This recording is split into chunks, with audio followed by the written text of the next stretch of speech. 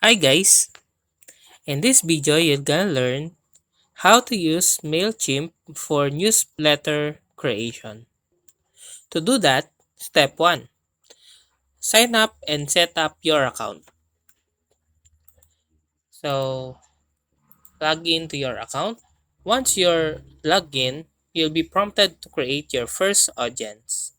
Follow the instructions to set up your audience by providing relevant information such as the audience name, email address, and other required details. Step 2.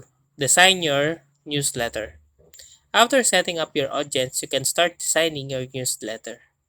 Choose a template or start from a scratch. So just click the create at the upper left corner and then choose your design here. Add your content such as text, images, and link to the template. And step 3. Personalize and schedule your newsletters.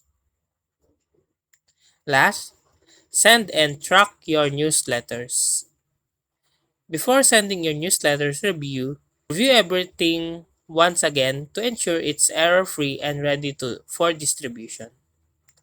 And that's how to use Mailchimp for newsletter creation.